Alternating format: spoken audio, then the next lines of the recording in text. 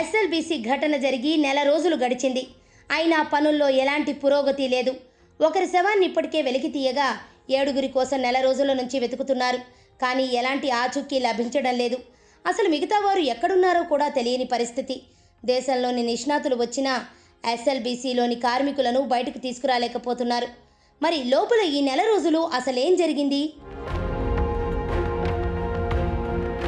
నాగర్ కర్నూలు జిల్లా దోమలపెంట శివారులో శ్రీశైలం ఎడమగట్టు కాలువ పనులు దాదాపు 5 ఏళ్ల తర్వాత గత నెలే తిరిగి ప్రారంభమయ్యాయి. ఆ పనుల సన్నాహకాల కోసం కార్మికులు, ఇంజనీర్ సిబ్బంది ఉత్సాహంగా లోపలికి వెళ్లారు. అలా వెళ్లిన 4 రోజులకే అంటే ఫిబ్రవరి 22వ తేదీన సొరంగం పైకప్పు కూలిన దుర్ఘటన చోటు చేసుకుంది. ఉదయం 8:30 గంటల ప్రాంతంలో బోర్ టన్నెల్ మిషన్ను ఆన్ చేశారు. అంతే, భూకంపం వచ్చినట్లుగా టన్నెల్ మొత్తం ఒక్కసారిగా ఊగిపోయింది. పైనుంచి మట్టి, బురద ముంచెత్తడంతో లోపల ఉన్న వాళ్లంతా ప్రాణాలు అరచేతిలో పెట్టుకుని బయటకు వచ్చారు. ప్రమాదం జరగగానే సమాచారం అందుకున్న పోలీసులు సహాయక చర్యలు ప్రారంభించారు. ఒక్కొక్కరిగా మొత్తం 42 మందిని సురక్షితంగా మధ్యాహ్నంలోపు బయటకు తీసుకొచ్చారు. కానీ టన్నెల్ బోరింగ్ మిషన్ ముందు భాగంలో ఉన్నవారు మాత్రం తప్పించుకుని బయటకు రాలేకపోయారు.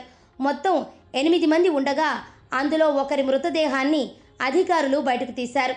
ఇంకా 7 మృతదేహాల ఆనవాళ్లను బయటకు తీసుకురాలేకపోయారు.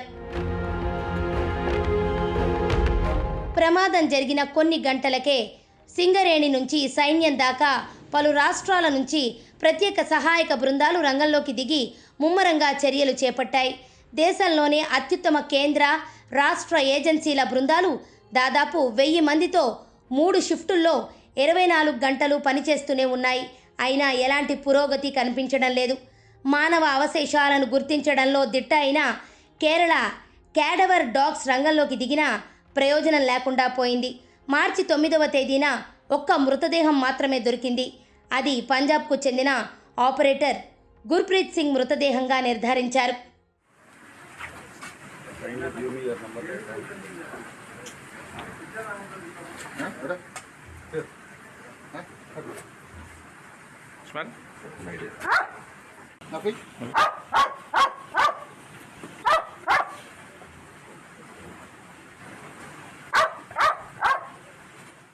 సొరంగంలో 13.85వ కిలోమీటర్ వద్ద పైకప్పు కూలింది.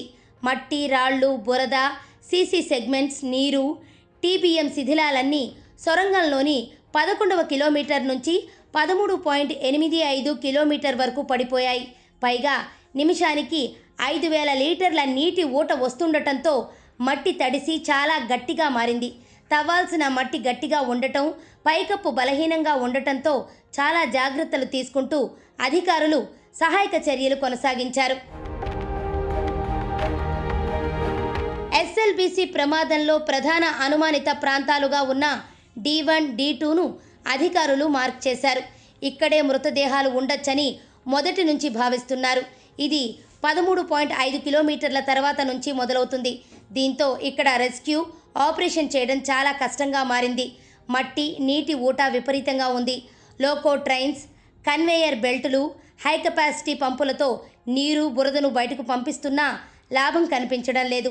Advanced scent detection, tunnel boring machine, భారీ ట్రాన్స్ఫార్మర్లను కత్తిరించేందుకు అల్ట్రా థర్మల్ కట్టర్లను ఉపయోగిస్తున్నారు.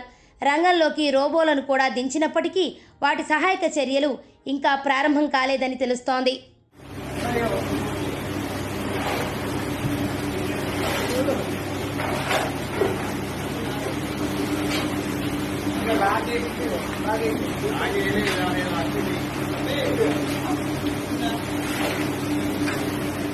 తమ వారు సురక్షితంగా బయటకు వస్తారని ఎదురు చూసిన కుటుంబ సభ్యులకు, బంధువులకు గుర్ప్రీత్ సింగ్ మృతదేహం చూశాక ఆ ఆశలు ఆవిరైపోయాయి. నెల రోజుల తర్వాత కూడా మృతదేహాల కోసం బాధిత కుటుంబాలు టన్నెల్ వద్దే ఎదురుచూపులు చూస్తున్న దృశ్యాలు అందరినీ కలచివేస్తున్నాయి. కనీసం అంత్యక్రియలకు మృతదేహమైనా లభిస్తుందా లేదా అని బోరున విలపిస్తున్నారు.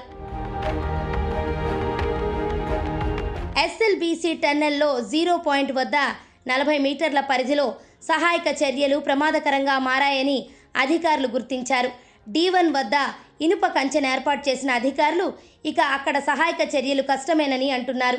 దీంతో ఆచూకీ లభించని 7గురి గుర్తింపుపై నీలి నీడలు కమ్ముకున్నాయి. ఆ ప్రాంతంలో సిమెంట్ సెగ్మెంట్స్ కుంగినట్టు ఇప్పటికే అధికారులు నిర్ధారణకు వచ్చారు. ఏమాత్రం ముందుకు వెళ్లినా సహాయక చర్యలు చేస్తున్న వారికి కూడా ముప్పు తప్పదని అంటున్నారు. మొత్తంగా ఎస్ఎల్బీసీలో నుంచి మిగిలిన వారిని బయటకు తీసుకురావడం కష్టమేనని తెలుస్తోంది. కానీ ప్రభుత్వం రెస్క్యూ ఆపరేషన్ను కొనసాగిస్తూనే ఉంది.